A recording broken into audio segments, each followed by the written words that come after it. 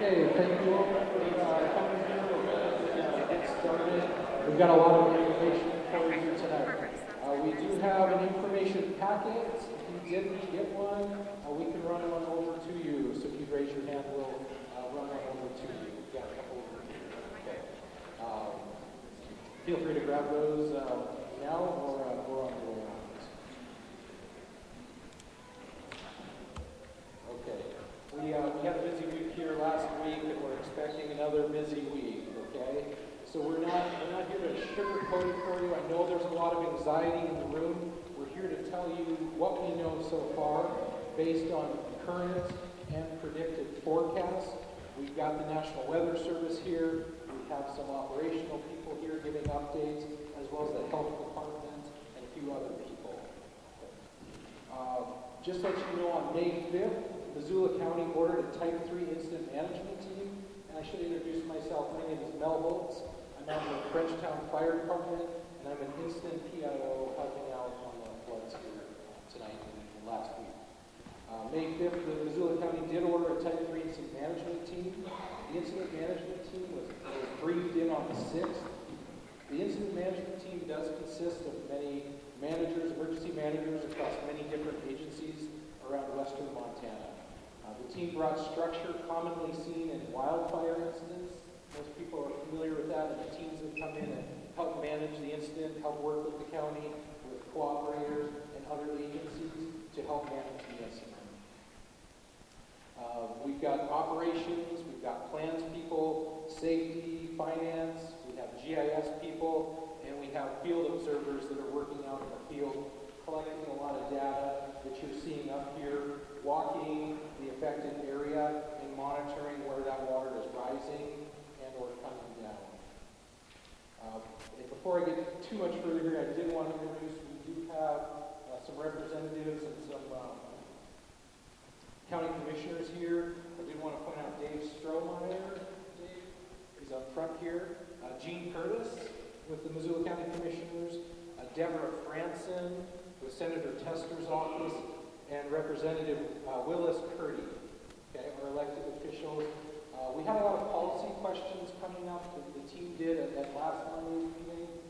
That's not something our incident management team can specifically address, but we did invite county commissioners and elected officials to be here tonight to be able to answer any questions that come up or that you may have after the meeting here tonight. The team does have planning meetings with Missoula County officials and the Office of Emergency Management to plan for or get any updates and then plan for any operational objectives for that day. We've got a lot of people working on this. Just to give you kind of a rundown, the Missoula County Sheriff's Office, Missoula Rural Fire Department, Missoula City Fire Department, Frenchtown Fire Department, and we're working in coordination with the Office of Emergency Management, the Missoula County Commissioner's Office, Ray with the National Weather Service. We've got a lot of support from the Army Corps of Engineers for some technical advice, Missoula County Public Works, Missoula Lake Fire Department, the City of Missoula, Missoula County Search and Rescue, the Health Department, Fish, Wildlife, and Parks, DNRC. We've got the transportation folks with bridges working with us and tapped in, concerned about any bridges that may be out there. DNRC, the State Disaster and Emergency Services, is getting daily updates from us as well based on the situation here. Fire Sciences Lab along with Civil Air Patrol has been helping conduct some flights across the affected area to get us more information that we need so we can see all that affected area. And we have a lot of community-based organizations coming out to help. There's been a phenomenal response from these community-based organizations that are coming out of the woodworks to help. Partners like Team Rubicon, the American Red Cross to help with sheltering, Animal Control for Pets, and a lot of other community organizations that are helping. So just a quick note, we did have something happen last night. We did have some river closures that happened today based on something that happened last night. We did have the floodwaters erode away some of the power poles that string across from Tower Street all the way across the river to Schmidt Street. Those power poles have been de-energized, but they are dipping into the water, and with the expected rise that we're going to be seeing again, that creates a significant health and safety hazard for anybody who may be recreating on that water. If people are working in and around floodwaters, we just can't stress enough the safety concerns that we have from all of that debris floating down, and certainly those power lines as well. Northwestern Energy has been working with us, along with our safety officers, and trying to get that addressed. Unfortunately, it's not safe to go in there at this point in time to correct that problem, so that for the foreseeable future here will be a downed power line across the river until it's safe to go in there and correct that. They actually tried taking some heavy equipment down there. Some of that equipment got stuck. It just wasn't safe to go any further. Today there is a river closure from the Reserve Street Bridge spanning down to, not Harper's Bridge, Kona Ranch Road, excuse me, spanning to Kona Ranch Road, and that will be in place until that safety concern can be addressed. Significant happening too, we did have the sandbag location move. That's over in the Fort Missoula area, and I know a lot of people already know that, but if you don't know that, Team Rubicon has moved over to Fort Missoula. It's a much safer operation. We were creating quite a bit of traffic on 3rd Street. This is a much more efficient operation, and a lot of community members are down there helping Team Rubicon provide sandbags. A lot of drivers out there getting them to you as you guys request them. So with that, we're getting an additional 100,000 sandbags coming in.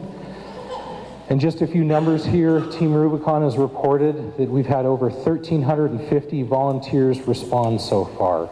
And that's just what they've tracked. We've had countless other ones coming out of the woodworks that may not have been tracked. So amazing support from the Missoula and surrounding area to come help out where needed. They've filled over 75,000 sandbags so far, and that's just over 1,400 tons of sand. Alerts, we have seen an increase in the 911 smart system that we've been talking about. Please, if you haven't signed up for that and you're in the affected area, and to be honest with you, even if you aren't and you're here, please sign up for that. That's how Missoula County can get messaging, whether it's text message to your cell phone or a call to your cell phone. Missoula County's captured the landlines, but they don't have the ability to capture your cell phone unless you go register them in that smart 911 system. There's a flyer that should have been handed out. If you don't have that information, we can get that to you. Through that smart 911 system, it's actually called a rave alert. We did send a rave alert to people that are adjacent to the river on the Clark Fork and the Bitterroot River due to rising waters expected this week. We wanted to give people some more notice that you need to start planning, because we are seeing water levels come to, right now it's forecasted to be at or slightly above levels that we saw on Friday. And I know Ray will be speaking a little bit more about that tonight. That emergency alert went to just under 2,500 additional residents, and you may have got one of those alerts. If you didn't, please double check Smart 911 to make sure your address is in there and your cell phones are listed. I can't stress that enough. We have seen just over 400 new signups happening the first part of this month, so we appreciate that you guys are signing up for that. Sheltering needs, we have not had anybody stay in the American Red Cross shelter. We did early on. We do have that on standby, working closely with the American Red Cross. They do have those shelters on standby, both up in Seeley Lake and here. So if you need sheltering, that can be quickly deployed. They are set up. Their number is in that information packet that we handed out. Come see me if you have additional sheltering needs, and we can get you in touch with the American Red Cross. All right, we did have some questions about the NC website. There were some people that visited the information trailer on 3rd Street. They weren't quite sure where to go. They saw a lot of fire stuff. The NC website is mostly fire-based, but we're using it in this case because we know a lot of people are familiar with it. We can quickly get information on there, and I wanted to share some of that with you tonight. If you, on the map, you can, let me grab my pointer here. You'll see a map and you can hone into the Missoula County floods. Once you're on that page, there's tabs that are across the bottom here. If you start scrolling down, and this information is updated roughly about 10 and 11 o'clock every single day based on planning meetings that the team is involved with, so we can get you updated information from what's happened to the day before to what's forecasted based on Ray's office in the upcoming day. If you scroll down all the way to the bottom there, Ron, under related links right here, we have some very helpful related links. One of them is this GIS mapping of floods. The information line, which is staffed by volunteers, has been getting a lot of information. Is my house affected in this? You can actually click on this link right here, and it'll pull up the map of the evacuated area and then the warning area as well. And you can see where you are in relation to that. Okay, a useful tool. In addition, when you pull that up, you're also going to see the second part of that handout. It's the color copy we have in your guys' packets, where it has Ray's forecasts or predictions and forecasts that he's going to talk about. That is also listed under that GIS mapping and floods right there. A lot of information that's been put together by the county on some preparation messages. We've got some drinking water and some sanitation questions as well, and so INCIWeb is a good resource for that. Moving over to the Missoula County website, we've also placed under this hot searches link some flood information right here. A lot of this information is duplicated and it's copied on INCIWeb, so you can find it at both locations if you leave. Okay, so next year we have Ray Nicholas with the National Weather Service to go over that graph in your handout, and he's got that up here as well. Yeah, sure. Thanks, Mel.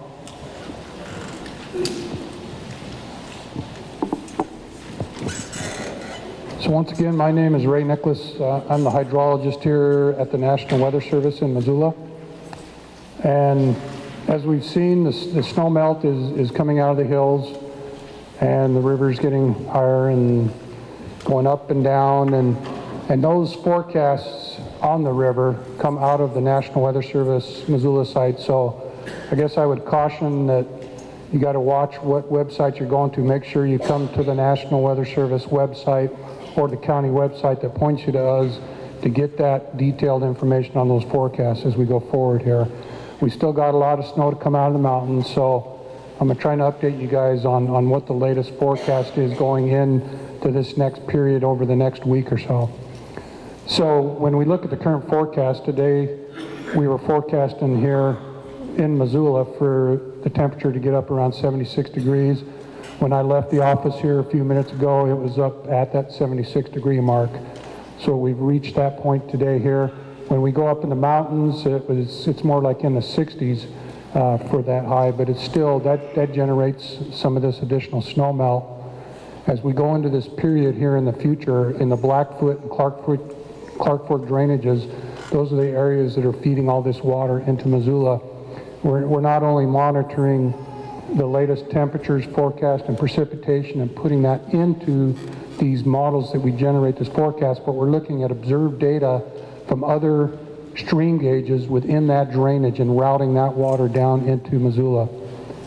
So we've got a detailed analysis with our computer systems and all the information that's coming to us hourly on what these forecasts are and any kind of changing conditions. So as we go through time here, we're forecasting getting close to 80 tomorrow here in Missoula. And then up in the mountains, that's above 6,500 feet. It's going to be more like 65, but that's still going to generate good snow melt. and our overnight temperatures are going to be down in the 40s. When we go into Wednesday, we're going to cool off a little bit, down to 74, but we got a little bit of rain mixed in with it. Now, we're forecasting how much rain this is in both all those headwater locations as well in Missoula, and that's all that information is also feeding into these models that we're generating for this forecast going out into the future. So this rainfall that we're projecting here is not tremendous amounts of rainfall, but it is being incorporated into that forecast. And then what's occurring in the mountains with that rainfall. One bit of good news is on this Thursday, Friday time frame, it looks like the temperatures will cool off a little bit in the mountains, so I'm hoping that will slow down the snow melt as we go in and we look at this forecast. So let's go ahead and Ron, and go ahead forward and look at that forecast of what the river is expected to do here. So we saw this nice cooling trend that we were predicting last week, where we got some cool snow in the mountains, and that brought the river level down. And we're now down in this 11.5 foot range, still 1.5 foot over what we call the initial flood stage. So we've been into this major flooding category. So you can see the river's kind of leveling off here now. And as we get this additional snowmelt, we're projecting it to continue to climb into Wednesday, Thursday, Friday, and sometime in that Friday, Saturday time frame, peak out there close to what it just recently was. Now we'll just have to see how this snow melts out. We're getting into that higher country snow melt now. So, you know, in best case scenario, maybe that snow would come out a little bit slower and we wouldn't get up to that height. But right now, we're projecting it to melt at similar rates that we had this past week. So we'll have to keep a close eye on that. And then why we have the river peaking and coming down is not because we're running out of snow up there. We've still got tons of snow even after this melt period. We're just saying that we're going to get a little bit of cooler weather in, and that might bring it on back down closer to that 13-foot level, which is still, you know, major flooding. Now, as we look off into the future, I've heard some rumors of it could go, you know, the river could go even higher and higher and higher. That's a possibility any year. When we get into this time of year, we get low pressure systems that can come in the months of May and June. If we go back in time and look at 1964, that flood event was caused by a big low pressure system of rainfall that came in and dumped 10 to 15 inches along the Continental Divide. You know, if we get into a scenario like that, then, you know, who knows how high this river could go. But we're not projecting that at this point in time. So the best thing to do is just to follow this on a weekly basis and see what our latest forecast is, and then prepare for that. I think that's about all I had on that, Mel.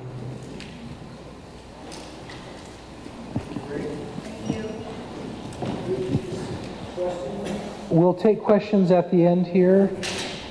I will say that, and I think he said it, that graph and that map updates on a very regular basis. Your incident management team is looking at that several times a day based on forecasts. Every single day we're looking at that. So while we put that in your packet tonight, I know there's been some updates probably since he refreshed this. Those were printed out about a couple of hours ago.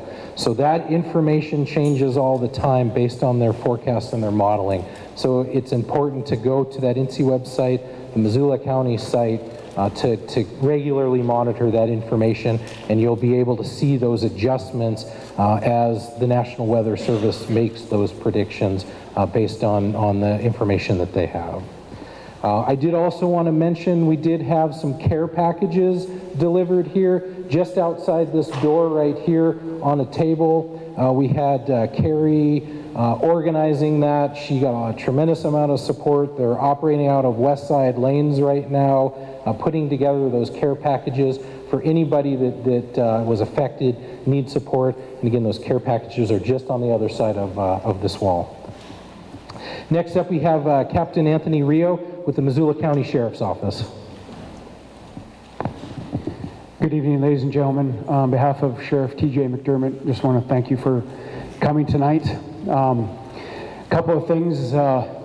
It's been really good to just take a deep breath and catch our breath a little bit. So it's kind of always a good thing to stop and remember just to kind of breathe a little bit. This summer, I did right around 77 days up in Seeley Lake during the forest fires. And if anyone remembers, although it was a hot, dry summer, we even got a little bit of rain up there. And so it kind of ebbed and flowed, if you will. There were numerous times when it felt like we were out of the woods and people, just because we're Americans, we just want to go back to our lives. We want to go back to the way things are, where we feel comfortable, where we feel safe and we feel secure, and we want to worry about things like soccer games and graduations and that type of thing. So it's very easy to kind of let our guard down right now. And so if I could just, I guess, just stress that, we're really not out of the woods. The predictions, when I'm looking at them, or when we're looking at them in the mornings, and we're really going off of these graphs from the National Weather Service, that we have the potential to be just a little bit higher, or maybe even a bit higher than we were this last week when it caused all these problems. And so I guess right now we can say, let's take the good, and the good is we have some reprieve right now. Some people are getting in, the sandbagging's getting done. We got our hands on, thanks to the Army Corps of Engineers, another 100,000 sandbags that we just want to be ready. And so I kind of want to go through just kind of a thank you list. If you'll bear with me for just a sec, I'll go real fast. We've had so many people help us out, and I don't want to miss anyone, so if I do, forgive me. But even with the Missoula County Sheriff's Office, we have Lieutenant Jace Dickin. Jace has been handling all of his regular patrol duties. He's our patrol lieutenant, but he's also been keeping us staffed on the roadblocks, on the roads, and just keeping our presence out there. So I just really appreciate that. I know I couldn't handle that part, so I just really appreciate that part. We also have Captain Bill Burt. Captain Burt's been out flying one of the drones for all over. We've been just helping out with the media, so all you people can see, really what's going on. I know Captain Burt today was out filming, so when you see it on the news, we released it to the media, just the power lines in the river, and that it is really a legitimate safety concern. And so we've just been really trying to get information like that out, not just say, hey, there's something we think is dangerous. We really want to show people that there is a danger. So we've been receiving assistance from the Missoula Police Department. I'm sure you've seen them on the roadblocks, the Ravalli County Sheriff's Office, and then just with the team, the Missoula Rural, Missoula City, Frenchtown Fire, just the Office of Emergency Management, the National Weather Service, the Army Corps of Engineers. I tell you what, these guys have been so great. I have learned more about water than probably ever wanted to know, and kind of how to stop it. They've been out teaching folks how to sandbag, and sandbagging is not a good thing if you're playing golf, but it is when the water's rising, and these guys know how to do it, and they know how to do it properly. Because I would have thought the same thing, that you just lay sandbags in a row and you kind of bolster them and you kind of do your best, but there really is a method to the madness, and these guys have gone out and they have shown folks in neighborhoods how to do this. So I've been so appreciative of that. The Missoula County Public Works, the Seeley Lake Fire Department, East Missoula Fire Department, and then under the Sheriff's Office, the Missoula County Search and Rescue has been just paramount in assisting us. And so it's so great to have these organizations that train tirelessly, and then for such a time as this. Last Fish, Wildlife, and Parks, they really helped us out today. It's an amazing thing what it takes to kind of shut down a section of river. And these guys got it done for us. I'll just go through as far as this little bit of a lull. I know people have been building up the sandbags, that type of thing. Some people want to get in, they want to get back in, and they want to see their property. We have been allowing in the safe areas where the water has receded for people to just take some time to be able to kind of go in, check their property, If there's running water, if there's water flowing and stuff like that, we're kind of asking just to hold off and let the recession happen a little bit more.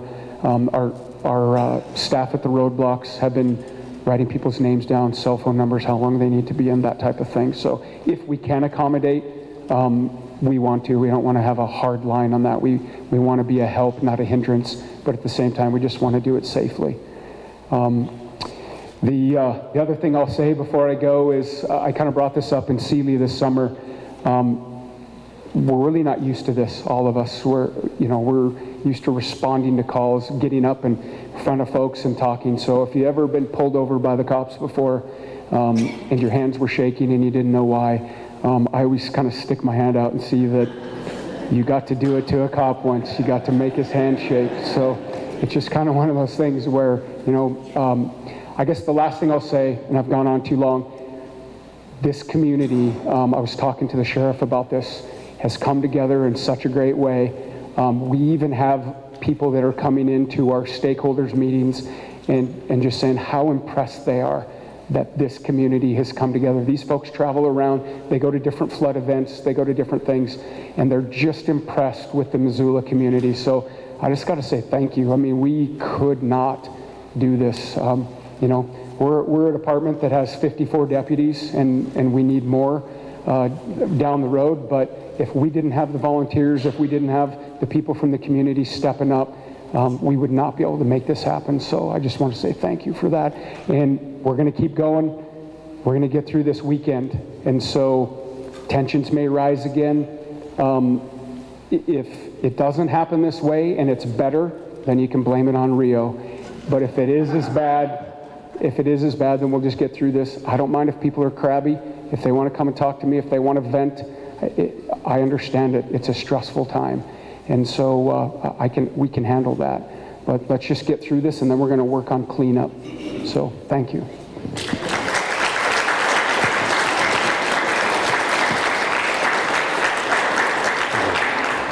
I know some information is duplicated here from the previous meetings. We do know that there are some new people here, so we want to make sure that we cover that information.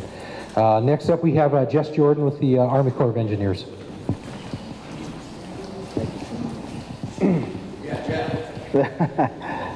So just a quick update on what we're doing and where we're at. It's been mentioned a couple times. We have 100,000 sandbags coming from Rock Island, which is in the Northwest Division. We're continuing to do technical assistance and reconnaissance. If there are questions, just continue to feed it to the group, and it will get disseminated to the Corps. On any legs, I know that's a question that may be out there. Things seem to be holding just fine.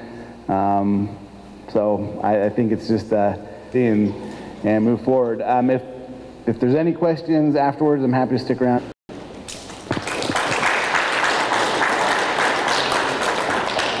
Next up, we have Travis Ross with the Missoula County and City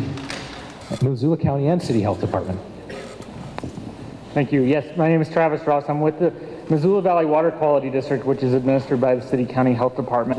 The berms around Smurfett Stone Container, that had been some concern. We've gotten a few calls about that and about the stability. So as many of you, about 8 years now, and those berms are not regularly maintained. They're not maintained, in fact. So we do a walk of those berms to see how they were holding. And so that was conducted on Friday, and they're 2.5 miles of berms. And as just mentioned, that they're going to watch. EPA has requested that the responsible parties for that site have a consultant inspect daily this week. So there will be somebody walking till water levels go down below flood stage, and then they'll go to weekly inspections until we get to a baseline condition or baseline conditions of water flow, and then those will go to monthly. Those we're holding right now really, though, underscores the counties, the health department, the water quality districts, and others' concerns that's just really not a permanent solution for that site. So I'll be sticking around, happy to take questions. Okay, next up we have Jeff Brandt with Missoula Fire Department, the Assistant Chief of Missoula Fire Department, with some safety messaging. Good evening, everyone. So we're just continuing to push out the messaging for safety in and around the area, trying to keep folks out and away from the affected area, from your guys' stuff, and limit their activities in and around the areas. With the high river flows, we've got trails that are being undercut, and so we're trying to get people to stay away from the water, even though it's getting, but keeping the animals and pets out of there too. We're also talking about folks in and around the area and the great help that we've had with you folks working in the water, that to limit your exposure. There's still hypothermia to sit in and limit that. But and then the other side of the health part of that is to, when you're done, wash your hands. We've caught ourselves at times, certainly you get done with the job going out, and then pretty soon you're throwing sunflower seeds in, and you're like, oh, maybe I shouldn't.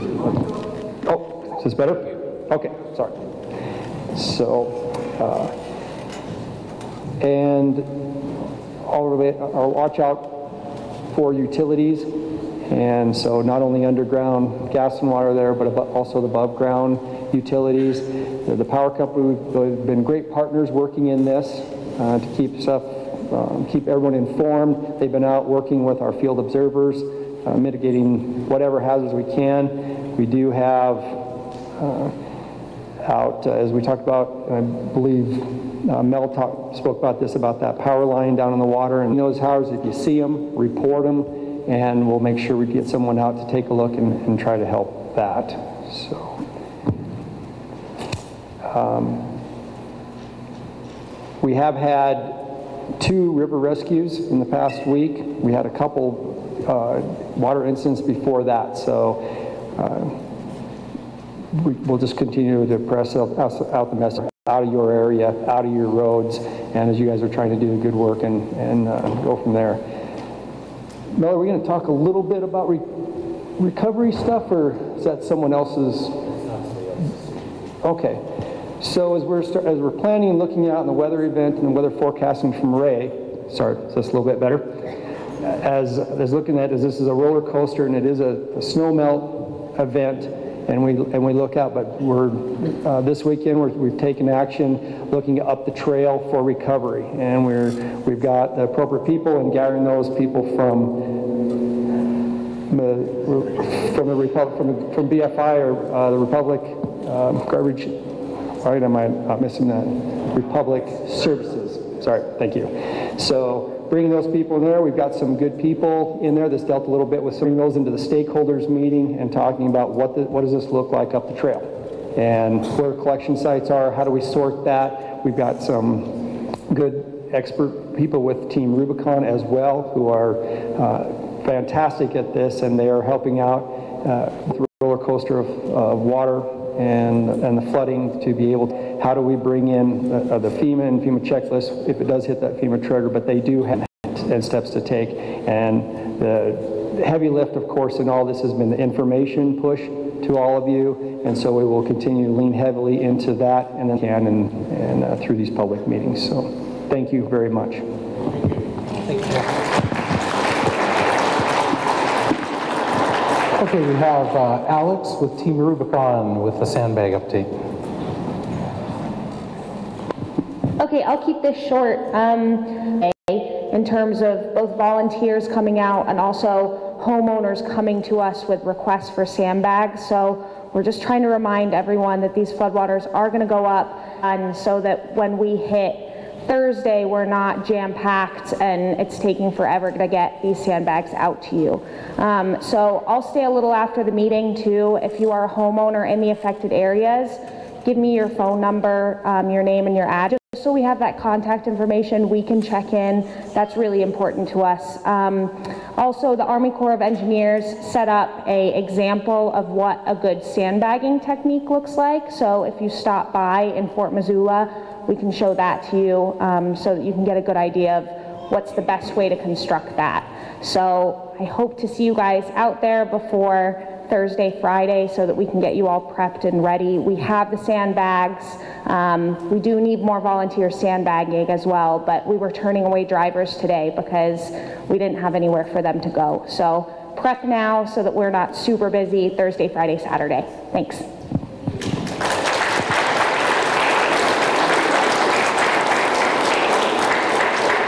Thank you, Alex, and thank you, Team Rubicon. We do have Gina Miller here. She is with the Missoula City County Health Department. She's answering any questions. We are still getting calls. Is it safe to use drinking water? She has can handle those afterwards. After the meeting here, we take some questions. We will separate into smaller groups. They will be available. If you don't want to ask your question here, you can certainly come up, meet with them afterwards, and get any questions that you'd like answered. Can we open up for questions this time, or this? Here we go. Yeah, I'd just like to first of all, thank volunteers for all departments from Missoula County, other communities. Missoula is truly a great community. When things happen like this, we come together. So thank you, everybody. I work for Wounded Warrior Project, and my client is the Bison Ranch. So I talked to Jim Rubicon and Mr. Brandt, who lives out there as well. So I appreciate the help. Didn't have any help last time, so I'm glad that it's available. And again, thank you, everybody. Thank you, sir. Yeah, question. Sheriff's Department, thank you to Barbara for loading up this little truck, bringing us some sandbags. It was awesome. There was some good news. We were able to shorten the little spot on the levee. Not that it was failing, but there's a little bit that can potentially be. It was just awesome. I appreciate you guys' effort, and working with you has been top notch. So. Thank you, Toby. Question? Yeah, I just want to say, I'm Lee Bridges. I live out in East Missoula. I'm canvassing up in the CZ area where I'm running for Congress. I'm seeing a lot of snowpack up there, and I'm seeing some warm temperatures coming up. I know that tomorrow and the next day they got 80 and 90% chance of precipitation up in Stevie Lake. I'm just wanting to encourage everybody to plan for the worst and hope for the best. That's kind of the saying that I go with. So I know it seems like we're a little low right now, but if you have a chance to prepare for what's coming ahead, I would definitely encourage you to do that now while it's easy to do and you're not jamming up any traffic or anything like that. Get it done now so that you're prepared and ready for when it does happen. Thank you for your comment. Any additional questions? So I noticed on the one slide that it talked about the levels for different years that were really high. And 1908, it was present at 17 feet. And so is there any chance of anything like that happening with this event? Let me turn it over to Ray with the National Weather Service. Yeah, that 1908 flood was caused by almost a continuous month of rainfall. Up in Anaconda, I think for the month of May, they had 12 to 15 inches of rain. So, I mean, we just got to be careful that just keep our eye peeled out for these systems that can come through this time of year and dump a bunch of rain. It's bad enough with these snowmelt flooding. So we'll just keep watching that and hope that we don't get into that scenario. And that's that graph we look at daily. If you get tapped into that and watch that, we pray that it doesn't hit those levels. Any additional questions? Mm-hmm. So 2011, when this happened before, who was here? And we're worse than we are now. And I haven't had anything that's represented not Ken? So our office has been in touch with FEMA, but they're kind of waiting for our levels to drop and for us to give them the go-ahead that this has come to an end. And since we really haven't seen an end in sight yet, they're not ready to come out and spend 3 weeks in a hotel room and wait for the flood to go down. But they are aware of the situation, and they're aware of what we have going on, and they're ready to come out and deploy when we think the time is right. I have a question over here in the hat back there? So it seems to me something that the fire department would be great at doing is a lot of this area down back at the tower. I don't know if you've got it out yet, but there's a lot of vehicles for people who have stopped defending their home. They still have vehicles out in their driveway, and there's a lot of scour in that area. And it seems to me what the fire department would do really, really well would be to go out and like just chain those vehicles to a tree or something, so that those vehicles, and there's dozens of them that couldn't be started or couldn't be gotten out by the homeowners before the flood got too high. If you guys can go in and just rope them into the building or push them to higher ground or do something, so we don't have, creating some interesting effects when they get to Corner Bridge. Sure. I do know that our safety team, along with operations, has been monitoring that. They've been doing some work with some propane tanks that have broken loose and tried to secure those and pull those back in. So as it's safe to do so and get in that area, they've been evaluating that and assessing their ability to secure that. So it's something that we'll turn over in our briefing tomorrow morning. Let our operations people know that there's some concerns there. Is that Tower Street? Tower and Kerwell, but I and Kerwell. Anywhere that's seen those stream floods with all that scouring going through, with the vehicles had to be left. It just would be kind of nice to know you guys are just going through and checking on, especially with the stream floods being low enough now. You can see where the river went. You can see what the scouring looked like, and we can expect it to be that again on Friday. It's nice to know those trucks aren't going to, Certainly, and I'll bring that up in our planning meeting tomorrow. What can we expect when FEMA does come in? What does that look like when they do come in? Like, what's the steps that they take?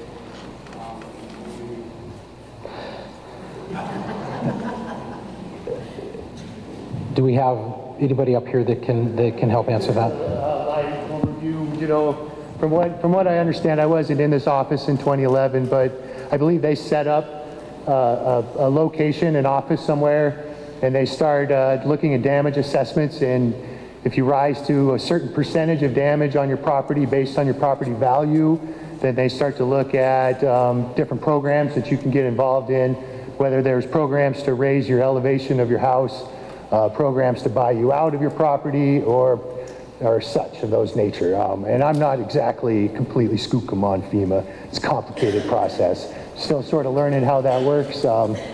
But you can certainly seek more information out from our office. We're sort of, dealing with the emergency now and the possibility that there's going to be more lives in danger and things like that. So some of that, it's on the back burner and it's coming up, we know, but it hasn't risen to the top level of priority for us yet.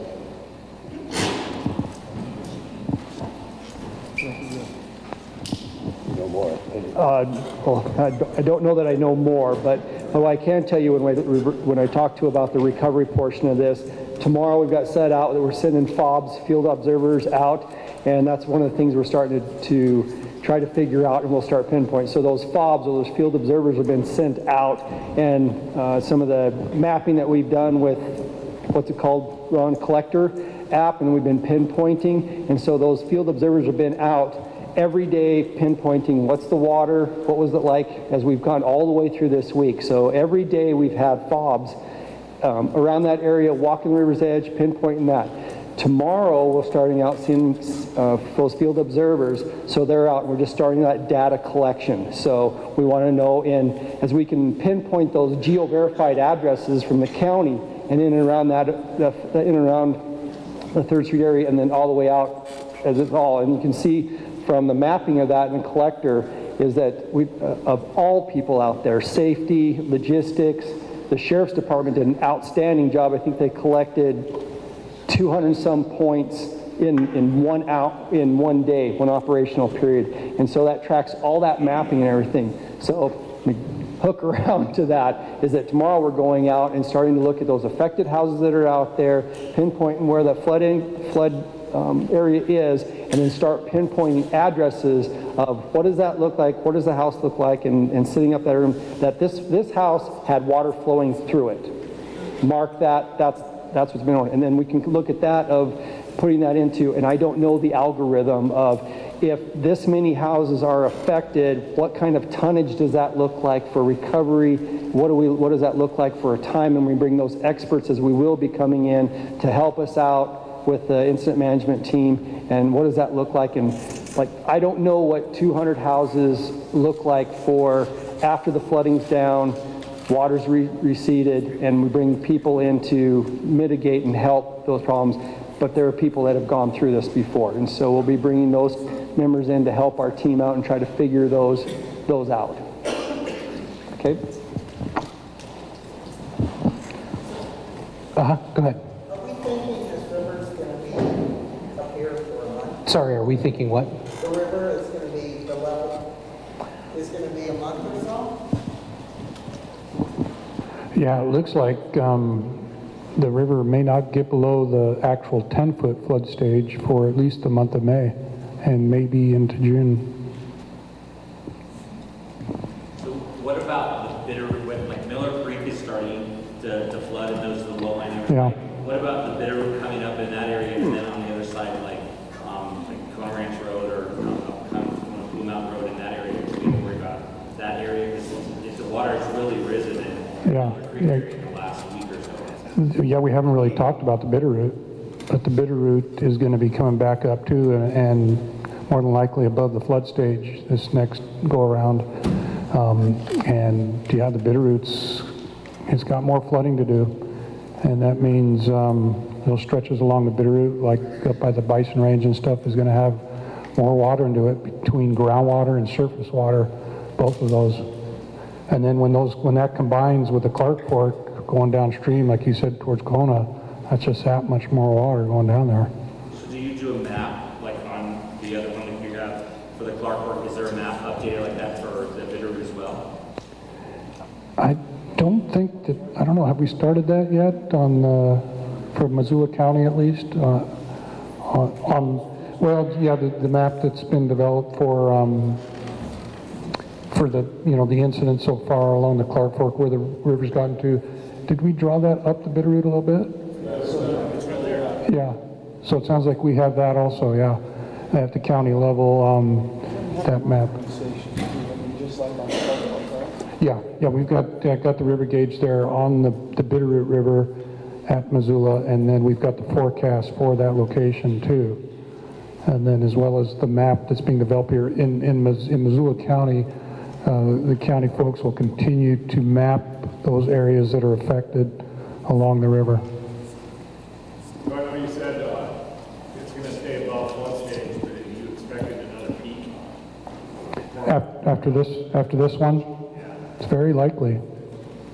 What that next peak's going to look like. We'll have to get through this one first. Yeah.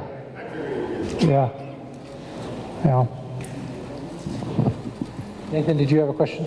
Yeah, I just concerned about the fecal matter that's in the water and wondering if you guys have had a talk about what the mosquito patch is going to look like with all the standing water. I know that we've had, I don't know exactly if it was West Nile or something down in other parts of the state, but with all of this mosquito hatching that's going to happen in this county, is that going to be a concern? Has there been anyone that has done an assessment on that? So those kind of recovery talks started to happen today.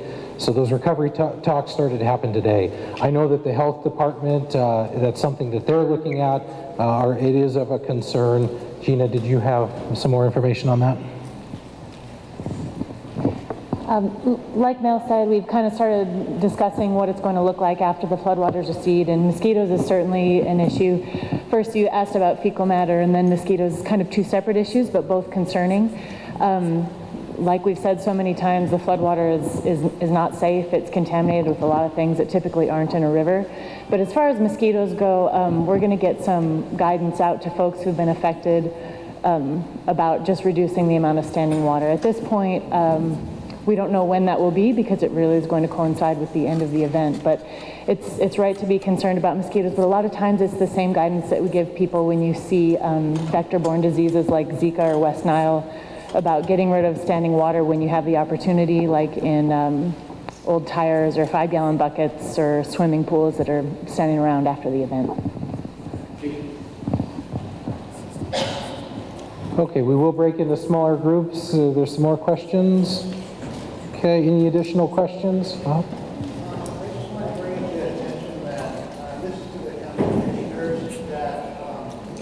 The Missoula Irrigation District has ditches off North of 3rd Street in the city. But unfortunately, all ditches to the south of 3rd Street are, in this particular neighborhood, are by one individual in George. Orchard Homes, Irrigation District Company, and he feels no accountability to cease water on those ditches at all. Which may or may not be contributing to rising groundwater, which is one of several instances, including visible seepage coming out of the ground at plants in that house, which is still going over there. So just be aware that there are bureaucracy in the way of being able to continue the rising groundwater in this neighborhood on the other side of the bridge. Maybe county commissioners can do something to sway that person to close them. He's not willing to do that himself. Okay, we will pass that comment on to the appropriate people, and feel free, the elected officials will be here afterwards to talk about that as well.